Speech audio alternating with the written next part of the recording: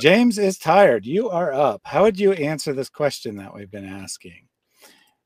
Which Yeah. is, if you only had 20 or 25 minutes to speak to a Muslim, what would you say? How would you present your case? So typically what I like to do is I like to start off with just asking questions because I found that a lot of Muslims that I interact with, they're not familiar with like even different Qurans or different like depictions of the same event of Moses talking with God. And I like to get like a feel for where they're at. And then I try to let them ask me a question, but I try to really kind of press them like, what is your number one objection against Christianity? Like, what's this one thing that is keeping you from accepting Jesus Christ? And if I can stick with them in that within 20 minutes, then it usually develops into a good conversation because I found that like in a short period of time, giving them the gospel always is always beneficial.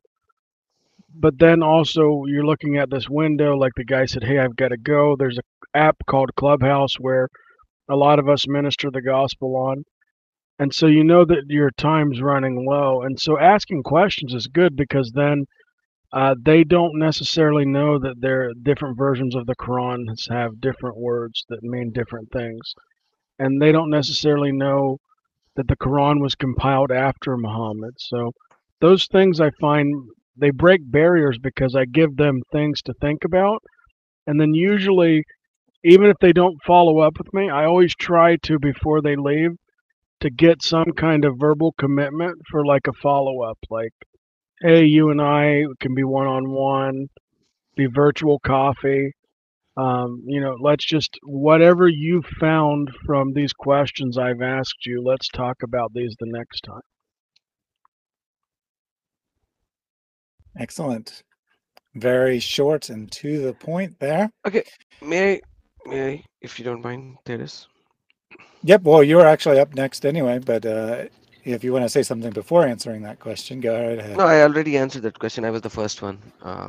In a Oh, high that's speed right. Yes, manner, yes, yes. I actually Yep. stated that. So I heard all of our friends who were bringing up these points, and they were excellent, excellent points. And but if I put myself in their shoes, because I have been debating so much, and I have done each and every one of these arguments, they don't end in 20 minutes, and we all know that they go they go much more beyond that time frame.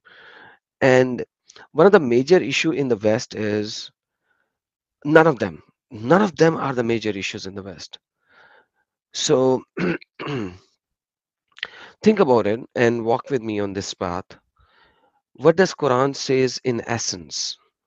I did when I spoke in the very beginning, I said Quran actually asks you to become a terror monger terrorist.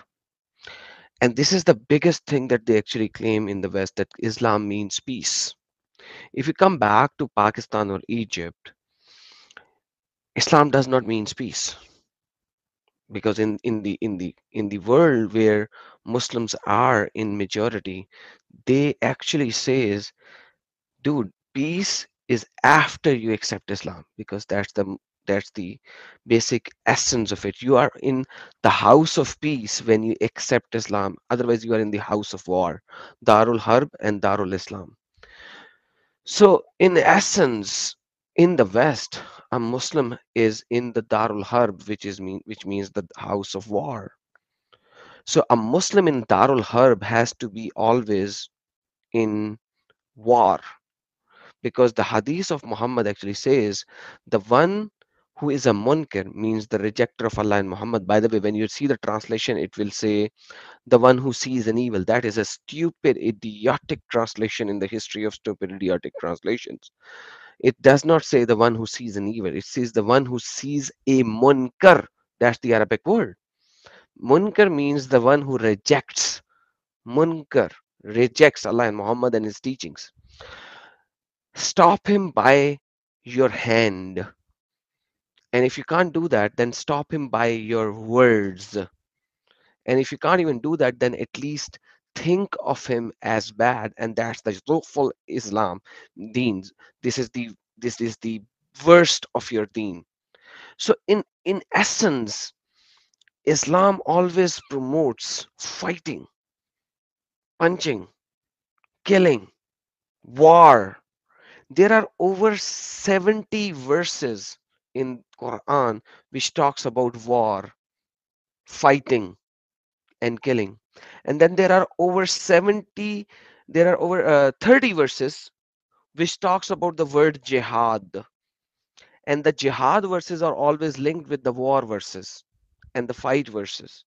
So in essence, Allah says in Quran that you are a munafiq. Munafiq means the one who is a person who says the La ilaha illallah Muhammad Rasulullah but does not act upon what Allah and his apostle says. Quran chapter number 3, and so on and so forth. So as a Muslim in the West, you cannot live in peace. You have to always fight. And Quran chapter number 9 verse number 123 is very clear. Remember this verse. Go and read the tafsir of this verse. Because of this verse, Muhammad went out of the Arabia after conquering Arabia to the far of the Yemen and the Egypt and fought with all of them. So in essence, if you are a Western Muslim, how can you live in peace? Because you cannot be friends with the Jews or Christians. You cannot be friend with the kuffar. For example, chapter number 4, verse number 144. You cannot be friends with kuffar, chapter number 3, verse number 28. You cannot be friends with Jews and Christians, chapter number 5, verse number 51. So you cannot be friends with atheists. You cannot be friends with Hindus. You cannot be friends with Sikhs. You cannot be friends with agnostics. You cannot be friends with Jews. You cannot be friends with Christians. Everyone. I just gave you all of these verses. And what do you have to do with them? You have to show them that you are the uppermost. If you are not in power, chapter number 47, verse number 35, it says, do not call for peace when you are the uppermost. So if you are not the uppermost, then you are calling for peace.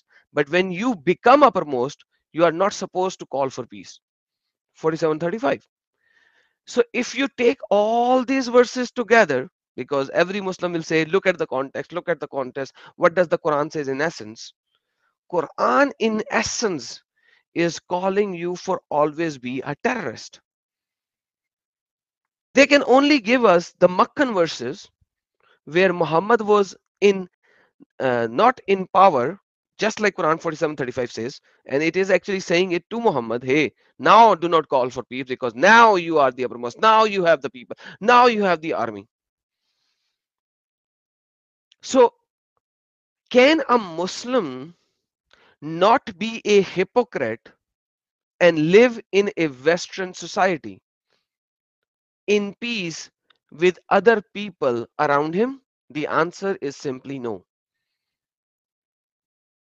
So in a very short time period, we should actually start putting this in the mind of Muslims. That's just me.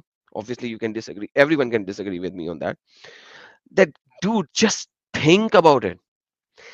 I personally think once they read this, then the gospel message of love becomes so easy to tell them. Because gospel is entirely opposite to this message.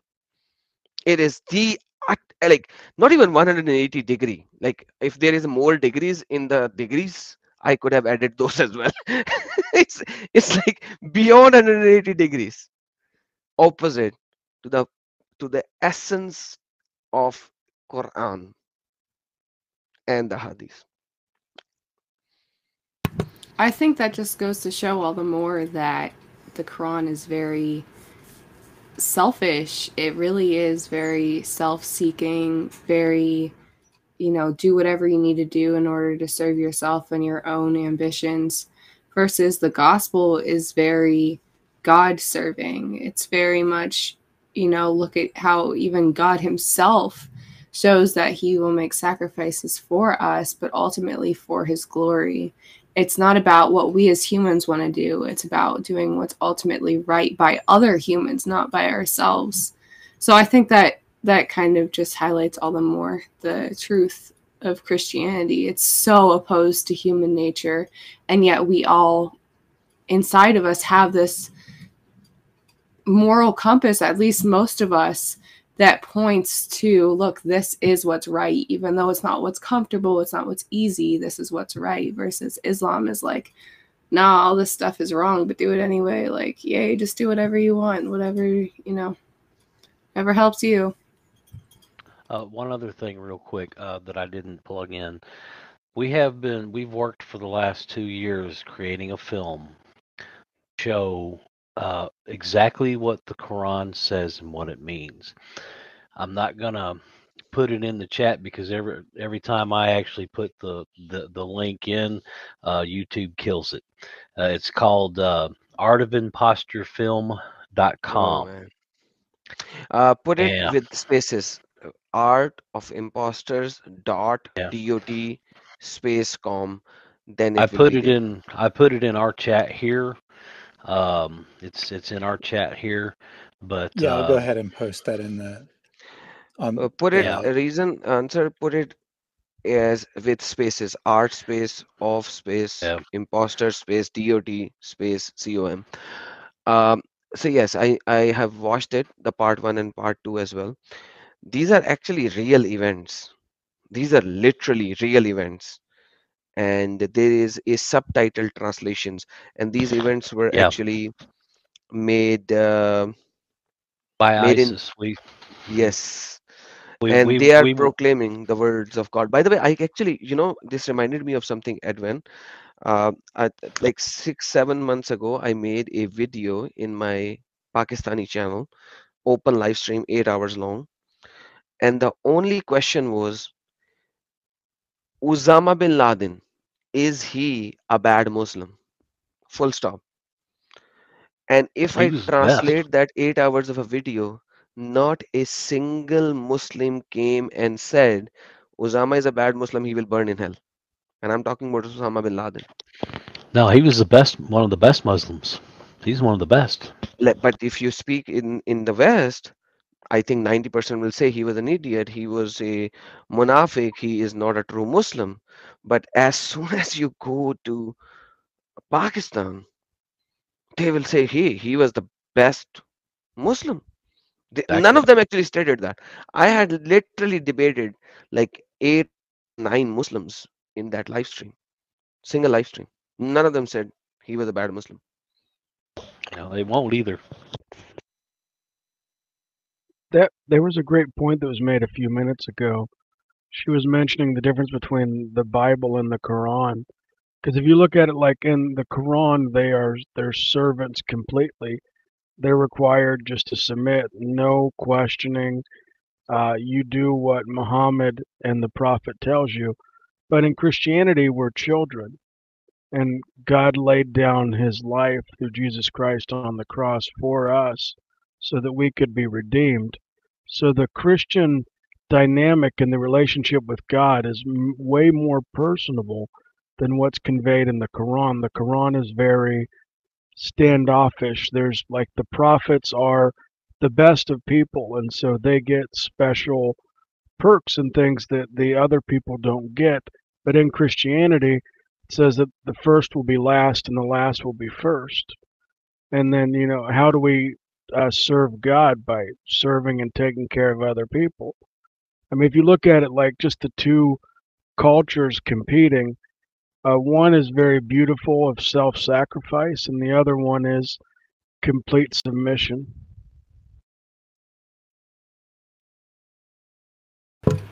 Adding to that a little bit, I know that this was touched on very briefly, but if you go through the Quran and you read all the verses that refer to the love of Allah, you'll see that Allah does love the faithful, for example, but He does not love the unfaithful.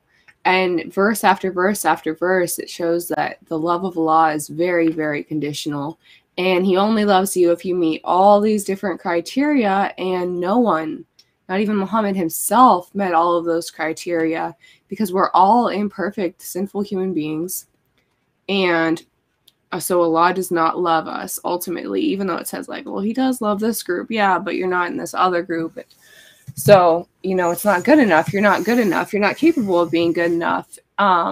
Because Allah himself, according to the Quran, decided that you would be unfaithful, that you would be unjust, that you would be unguided, because he guided you astray. It's up to Allah whether or not you're led astray or whether you're led to the truth, which is more lies. But anyway, so Allah dictates all these things over your life, and then based on what he determines for you, he chooses to love you or not. And so it's just this hateful, horrible image of what love actually is. That's not love at all. And yet we see in the Bible, while we were still sinners, Christ showed his love for us in this, that he laid down his life. And so we know that, God, he doesn't love sin. He hates sin, but he loves us. Even as sinners, he loves us, and he's willing to give his life for us so that we could have life with him and be reconciled to him.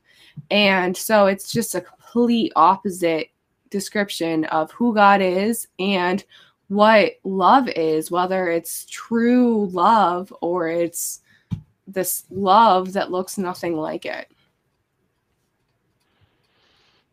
I'd like to add something over here, and then I'll take my leave. I've been here Okay. for quite a long time, but when I left Islam, and I was a agnostic, not an atheist, fully agnostic for quite some time.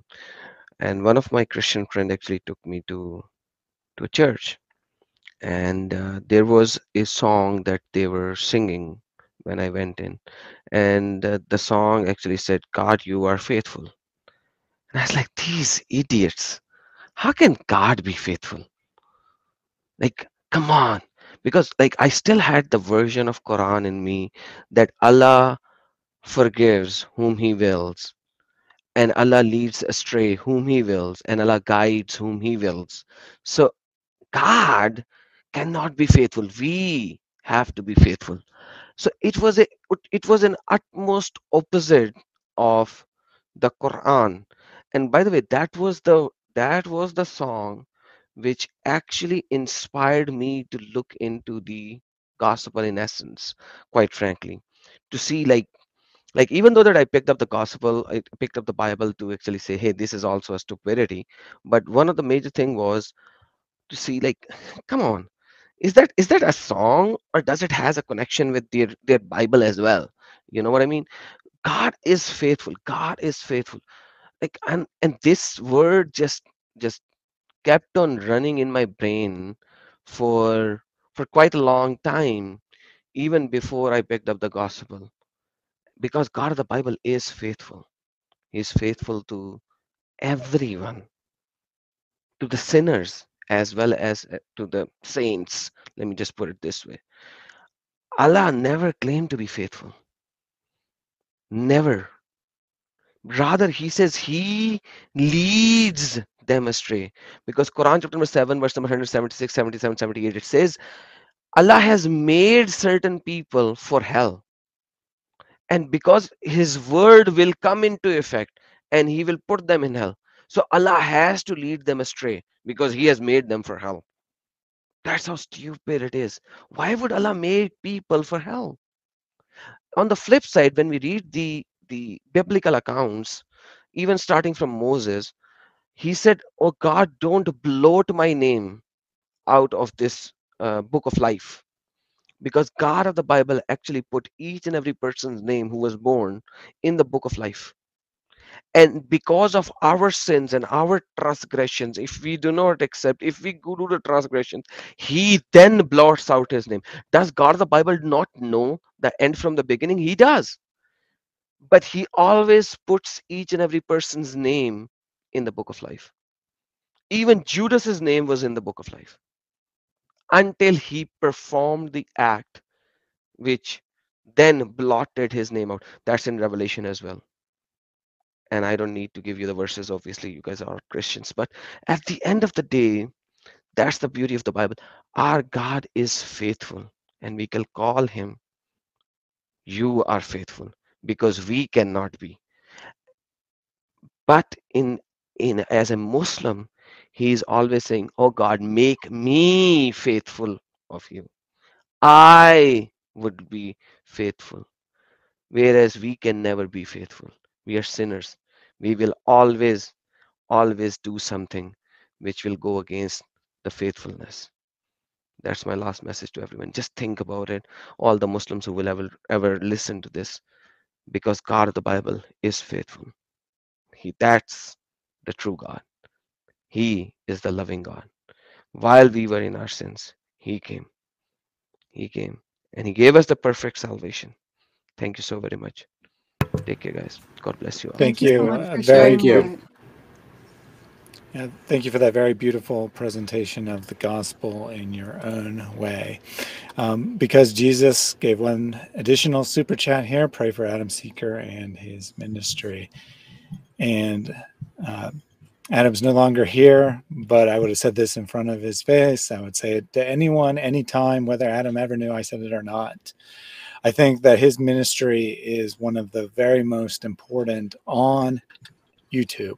I think that what he is doing is way more important than what I'm doing, way more important than what anyone here is doing, because he is going live in Urdu. As far as I know, it's like pretty much the only person preaching to Muslims in Urdu. And Urdu is one of the most widely spoken languages by Muslims. You got Arabic, you got Indonesian, and you got Urdu. Well, and of course you have English as well. But I have spoken to him multiple times in private. He has an absolute heart for the gospel. His presentation just now really draws it out. He can come across as very harsh, but that's because he understands the culture. He grew up in Pakistan. He knows what the language that people raised in that culture need to hear. He's 100% devoted to the Lord, and his streams are reaching thousands of people every single time, just live, not even on replay, just live. Thousands of people are turning into those. Yeah, Muslims, sheikhs, and scholars are coming to try to debate him, try to knock him off his pedestal, because they see what he's doing. He's destroying Islam in the Urdu-speaking world. So if you can, please support Adam. Way more important than supporting me. So I actually didn't answer this. Go ahead. I actually didn't get a chance to answer the question myself, and I'm hesitant to do so after Adam did such a beautiful job at it. But how would you approach a Muslim if you only have 20 to 25 minutes to present your case? I'd echo a lot of the thoughts shared here. Then, get to know the person. I would rephrase that though. Ask them questions. Ask them questions about what they believe. Ask them questions about what's important to them, what their faith background is. You may think you know what their background is because you know Islam, and it's really easy to approach an individual and think that they're going to be like the Dawogandists. They're going to have all these lies memorized. They're going to try to make an argument. They're going to try to argue you down, but that's generally not the case when you're talking to someone in the real world. Which is, of course, what this question's centered around, is having conversations with people.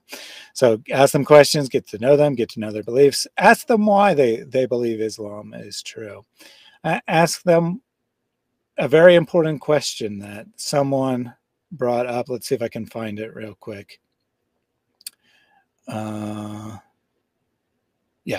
So Montero said, I'd ask them, if Islam was false, would you even want to know? And I've heard David say that he uses this question sometimes, and I think it's a really good question to ask, because you need to know where the person is coming from. Are they culturally tied to Islam to such an extent that they would want to be Muslim even if they knew it was false. Now, I'm not saying end the conversation if they say that, no, I wouldn't want to know, or I want to stay a Muslim no matter what. But it really helps put a perspective on where they are, how they're thinking about things. It helps you come to the realization of who they are.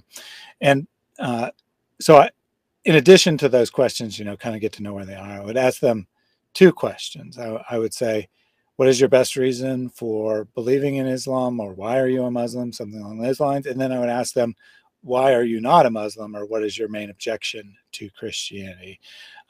Because those are the two most important questions to ask.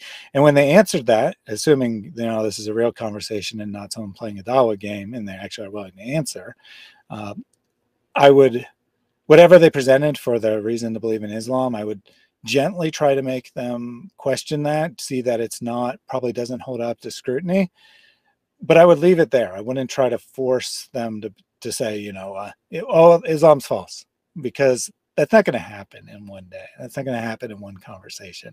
So I just want to leave them in the doubting position rather than trying to get them to a place where they are forced to make a hard statement that they still believe or something along those lines. I'd rather just leave them at doubt. Definitely give them my information to have further conversations. And then I'd ask them to answer, or to, give their objection to Christianity. And then I would answer that. And I would say, let's talk again another day, rather than overwhelming them. I actually, even if you had more than 20 minutes, I think that's probably a good length for a conversation. So we have Masi Muslim and Baurutter, who have joined the chat recently. Since Adam Seeker is no longer here, I know he wouldn't want me to talk to Masi Muslim, but I'm going to ask you the same question, Masi. Since you don't have a conventional Islamic belief, what would you do if you're in a conversation with a Muslim and you want them to come to realize that Sunni Islam is not the truth? How would you approach that situation?